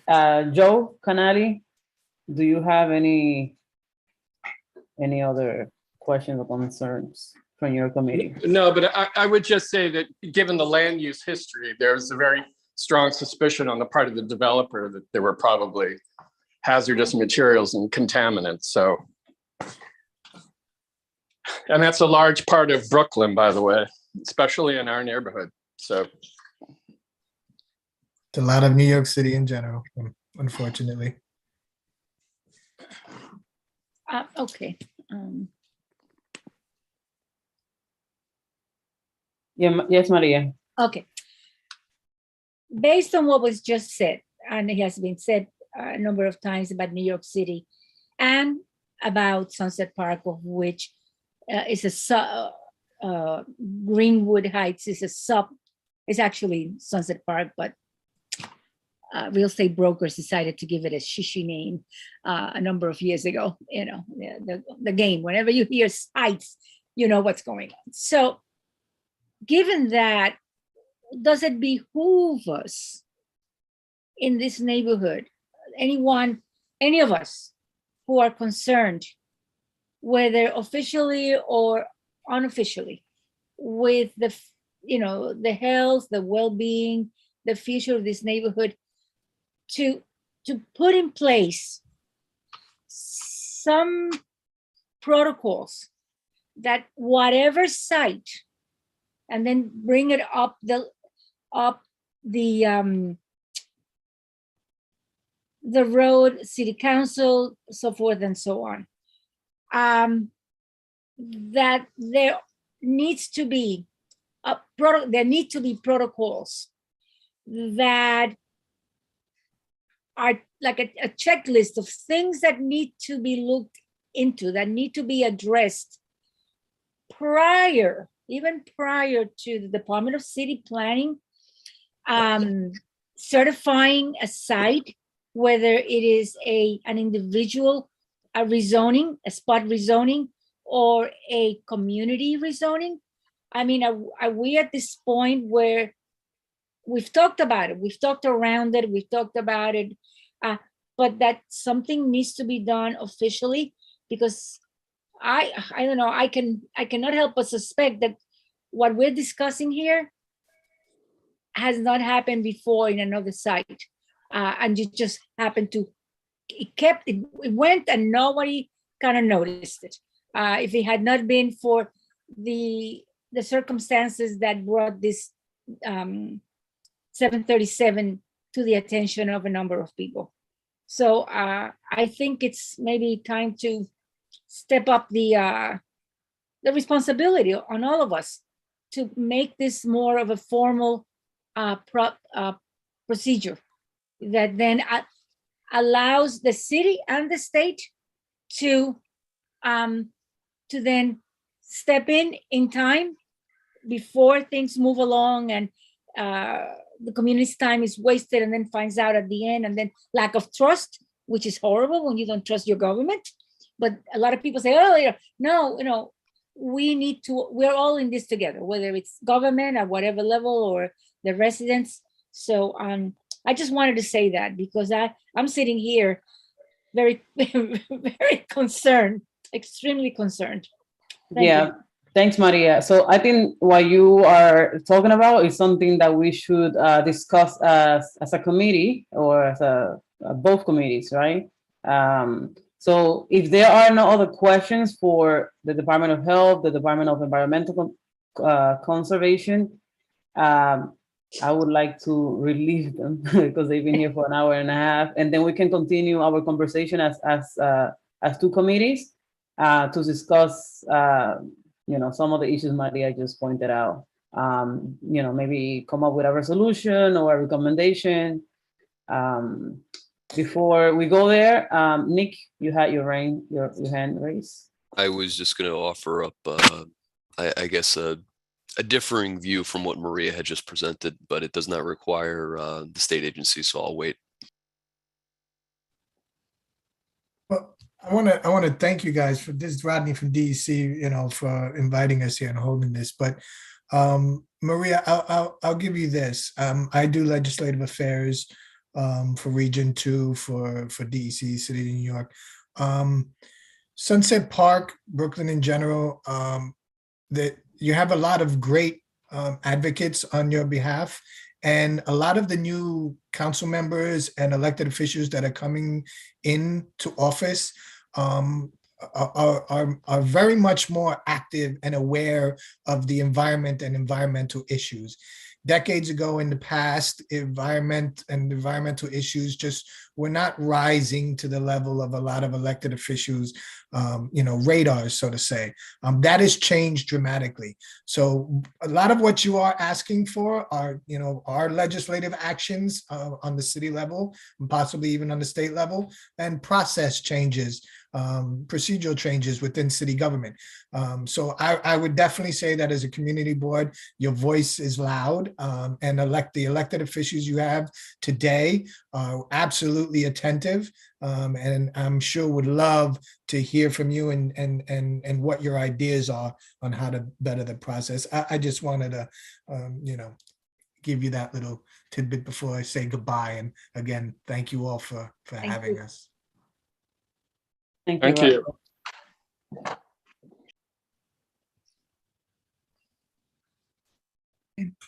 Thanks, guys. It was nice speaking with you all. Thank you. Same here. Thank you. Yeah, so we'll follow up with you and send you some questions, and hopefully we get some of those records from before. So thank you very much. Have a wonderful night, everyone. You too. Thank you. Nick, will you elaborate? Basically, whenever you go into construction, you are forced to do those environmental reviews. No matter what property it is, anywhere, those environmental reviews are a requirement in order to proceed to a zoning resolution for development. So trying to tack that ahead of a proposed land use change is, one, inappropriate because it does not necessarily guarantee that any work will be done on the property. And number two, it does not actually state that you're going to get the desired effect of getting it remediated. Furthermore, if it's a fully paved site, you're not going to be able to actually get down to what dirt or whatever else is underneath it, where most of the pollutants are likely to be. And that's why the city has arranged in such a way where if you're going to be doing a significant redevelopment, that's why the environmental reviews are done at that time. And if such things are found where it's significant enough to be an issue, you could be potentially referred to OER. The Office of Environmental Remediation actually has their own standards outside of the state. And so certain sites, if they're located next to highways or have, various contaminants, petroleum based or VOCs of significant content, they will actually not allow you to do certain things in terms of building design that you normally would be able to, unless you either fully remediate or you essentially, seal whatever contaminants are in the ground, usually with various forms of plastic liner. And then in addition to that, specialized ventilation systems to try to make sure that none of the contaminants actually come up to where the building occupants are. So there already are methods in place when the buildings are done or whenever anything is built in order to facilitate what you're trying to do. And by adding that extra step, I don't see how it really gets anywhere other than really discouraging development.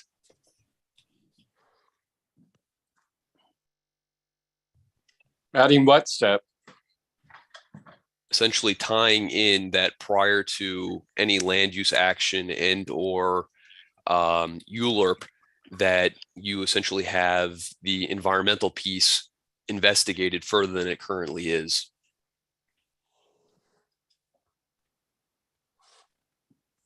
Okay. So Nick, maybe I didn't get it. So how, I'm wondering if the ULURP process takes into consideration those, do they, It does. There's a specific chapter. So if you recall from Industry City, because that was a pretty prominent one that I think we all remember, in one of those chapters, there was the environmental impact. And they actually did list, expected contaminants likely the result of essentially the phase 1 environmental review that was done. Now that is all, it's somewhat subjective in terms, because you're guesstimating what's there based on prior use. However, if any of those buildings were ever rebuilt or if their vision was ever done and they had to excavate or do major renovation work, they would have actually had to take soil samples and go through the whole 9 yards and likely do remediation for the properties. Well, that's okay. So if there is a ULURP process, for example, into the city, they have this environmental, how you call it? Impact.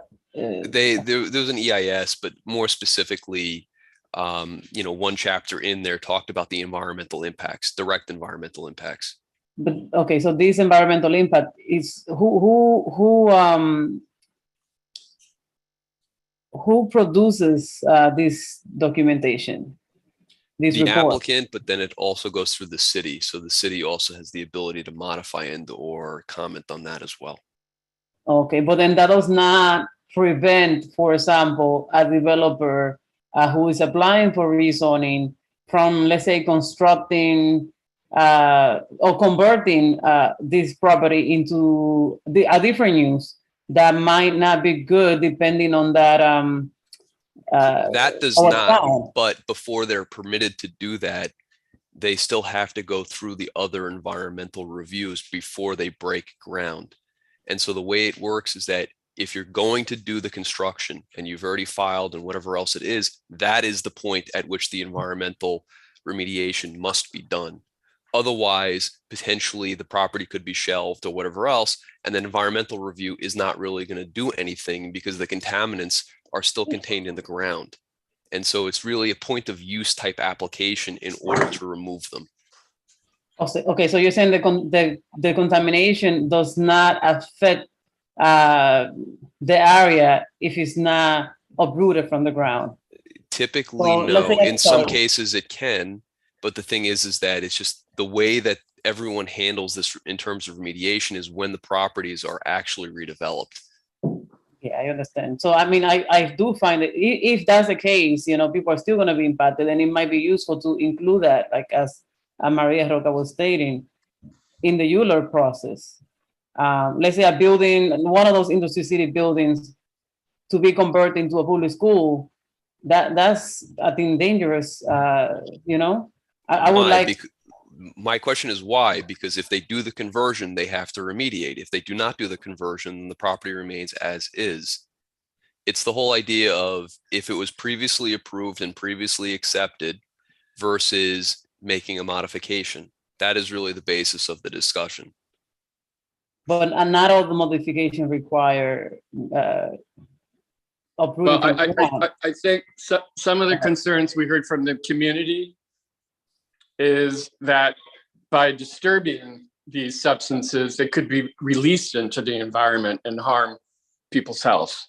Correct. But in terms of when they do what they are doing, there are procedures that have to be followed in terms of doing remediation that limit the amount of exposure. So for example, for dust mitigation, there's required spraying to keep dust migration to a minimum and things like that. So there's a lot of procedures that they have to follow in order to do this remediation as it applies to 737.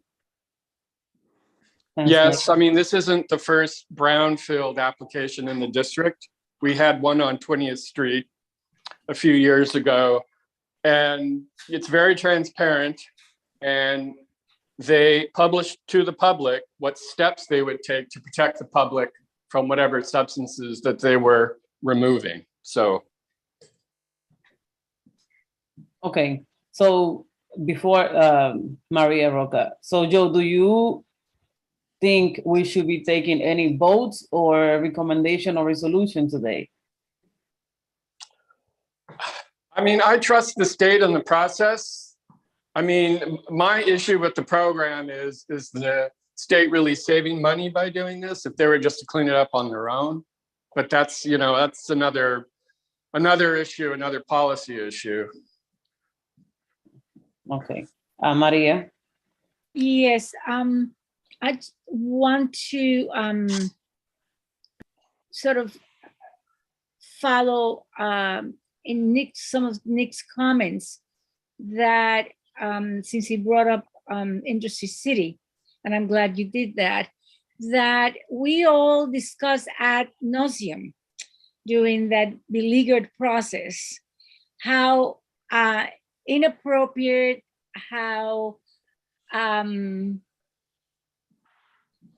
insufficient the phase one process is in New York, in the New York City, as part of the New York City ULURP process.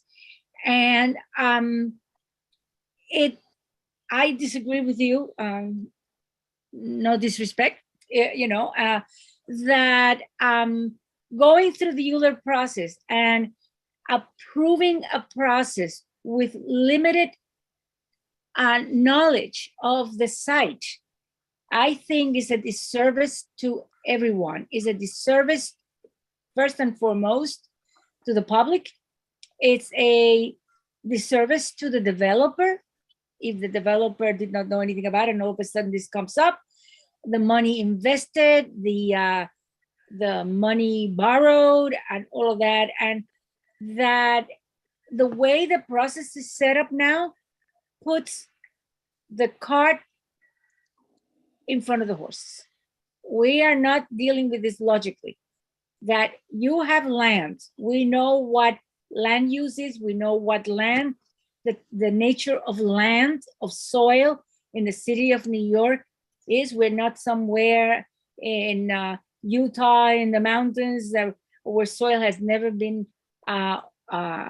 moved or anything like that, that it needs to be mainstream. This whole process of how we deal with the quality of our soil, just in general, because once we deal with it as before the process of Euler, the process will be faster and the process will be more transparent and the process will be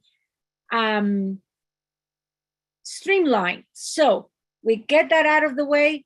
We know the public knows what they're being asked to approve, what they're being asked to go along with, and then we proceed with what has been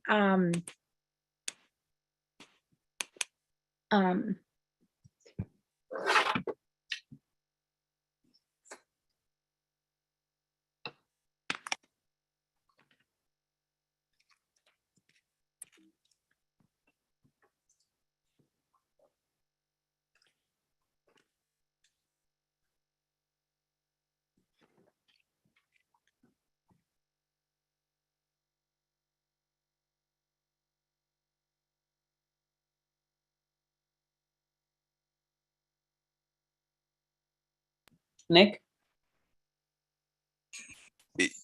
Yes. I just wanted to go ahead and kind of affirm that I agree with Joe's earlier point, which is we should really be questioning the tax incentive that's being offered, considering that pretty much any redevelopment in Brooklyn would probably qualify in some shape or form.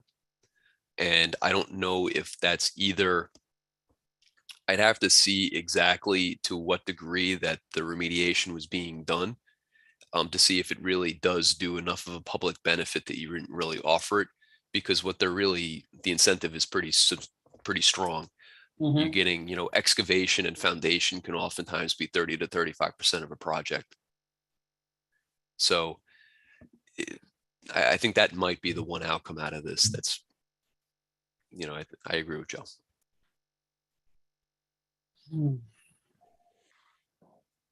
Okay, I'm not sure how to move forward. So it sounds like we are not taking any, making any recommendations today. Well, right. I mean, to Nick's point, there are well-known toxic sites in New York City, Superfund sites. Mm-hmm. And so this is like Antoinette and I tried to see if this lot was on any list anywhere, city, state, or federal agency, and it isn't. So whatever they find is probably not going to be super toxic. So what kind of a tax incentive are they getting, in exchange for cleaning up something that's pretty minor, right?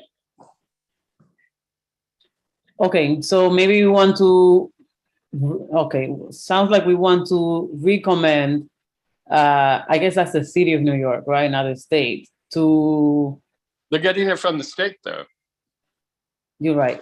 Yeah, the state of New York to require, I think Dan Murphy talked about this earlier, to require all these developers to have 100% affordable housing in order to get these tax incentives. Joe, I'm not sure if that's where you were getting at. No, I mean, my thinking is I just want a review of the entire program from a fiscal point of view. I mean, okay. Is it really? Maybe this might help. Recommend increasing the concentrations to the point where it's actually a hazard based on New York State or federal government requirements prior to qualifying, rather than whatever arbitrary requirements the state might be using for this in order to qualify for the tax incentive, and or ratchet it up based on concentrations of whatever pollutants might be found or likelihood of endangering occupants. Okay. Yeah, I'm not sure that's not in there already though, right? I don't know. Yeah, I propose that we postpone this meeting, adjourn this meeting, I mean, so that we can review some of the documentation that they will send as well. and develop our recommendations better. I think so, yeah. And maybe have the entire community board have a discussion about it somewhat, right? So, Yeah, I do It think that seems- maybe, go ahead. It seems like the developer has a lot of the control. I mean, Mhm. of doing the analysis, and just, you know, they're going to do the investigation about whether there's pollutants there, then their consulting firm, and then it's unclear to me the role of the state, you know, what control like the community board has in this, but it seems like the developer has a lot of the control of this process. So Yeah, there's a lot of I can trust. answer the community board portion. Excuse me? I can answer her question about the community board's control of this. Okay. We have absolutely none. First of all, it's a state process. And second, we are advisory only. But we can make recommendations. Yeah. Fight for them. well, we have friends in the state assembly, right? I hope so. Mary Easter. Hi, I just wanted to go back to something that was covered in the meeting, because a lot of where we are right now is a little bit beyond the scope of what the speakers talked about. But there were a lot of issues about questions or information that we didn't fully get answered.